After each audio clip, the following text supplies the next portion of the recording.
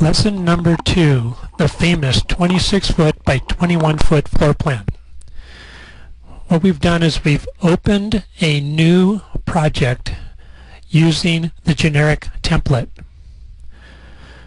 From the ribbon, I'm going to pick on the Home tab, and then I'm going to pick on the grid command.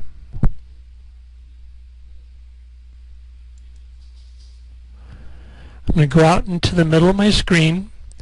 I'm going to pick an arbitrary point, drag horizontally across the screen some arbitrary distance, and pick a second point. For this exercise, I'm going to hit the escape key one time to eliminate the blue dynamic features. And that's only for clarity. I'm going to hover the cursor over the left-hand end of my first horizontal grid line, drag vertically straight down the screen, type in a 21, and enter. That creates the start point for my second grid line. Drag horizontally across the screen until I see the vertical blue dashed alignment line, and pick that point. Again, I'm going to hit the escape key one time to eliminate the blue dynamic features. I'm now going to pick a point below and to the left of the midpoint, drag vertically straight up the screen so that the next grid line is above the first one, pick that point. Again, I'm going to hit the escape key to remove dynamic features.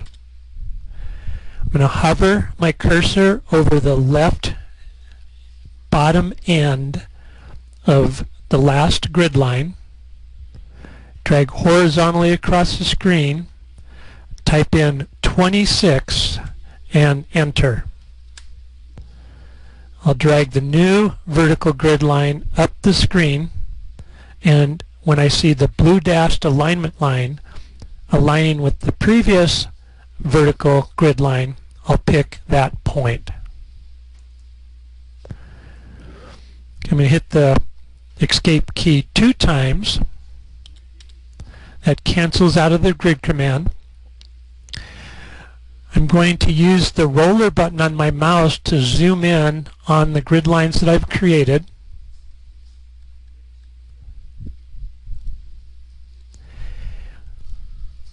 I'm going to change the 1 to an A by picking and then picking again, capital letter A. Then I'll pick a point out in the space to execute the change. I'll pick on 2 times, change that one to a capital B, then pick out in the space. I'm going to change the 3 to a 1 and then pick out in the space. Let me hit the escape key a couple of times to make the blue dynamic features disappear.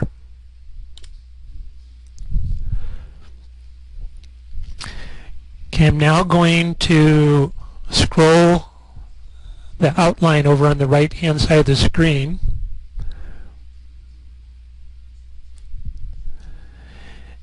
And I'm going to go back to the ribbon, Home tab, pick on the grid command, hover my cursor over the bottom end of vertical grid line number 1, drag horizontally to the right, type in 14 spacebar 7, 14 spacebar 7, and enter. Drag vertically up the screen until the new vertical grid line number 2 aligns with 1 and 4 above. and pick that point. Escape one time to make the blue dynamic features disappear. Hover my cursor over the bottom end of vertical grid line number 2. Drag horizontally to the right. Type 6 and enter. And drag the new vertical grid line up the screen until it aligns with vertical grid lines 1, 2, and 4. And pick that point. Escape one time. Hover over the left hand end of horizontal grid line number 1. Drag down the screen. Type in 8 spacebar 5 and enter. And drag the horizontal grid line across the screen until the new grid line aligns with A and B, and pick that point. Pick on the Modify icon on the left-hand end of the ribbon. Pick on the 5. Pick on the 5 a second time and type in a B.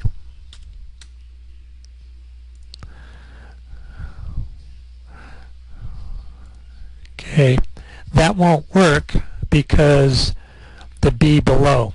So I need to change the B to a C and then go back and change the 5 to a B. Escape twice. Okay, now I'm going to go back and scroll my outline instructions.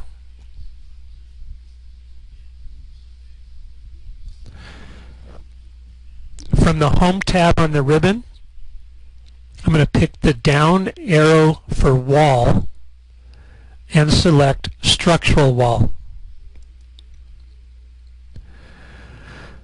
From the Type selector at the top of the Properties toolbox, I'll pick the down arrow, scroll down, select Generic 5 inches.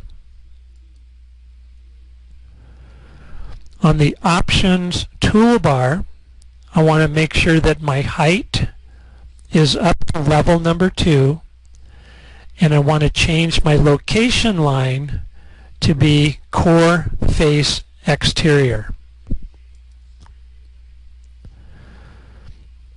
Starting at grid line A1, going in a clockwise direction, I'm going to go to A4, down to C4, over to C1, and then back to my starting point at A1. I'm now going to create a vertical wall from C2 to A2. I'm going to right-click on my mouse and cancel. That will cancel out of the sequence that I was creating, but it does not cancel me out of the wall command. I'm now going to draw from B2 to B4. And again, right-click on the mouse and cancel. Now I'm going to draw from A3 down to B3. And again, right-click on the mouse and cancel. Okay, in order to keep these video files as small as possible, let's save this file, close it, and move on to the next video. This is a classical example of how the audio-video clips work with the demo exercises for this lesson. There are anywhere from 1 to 10 videos for each lesson, and no subject is left out.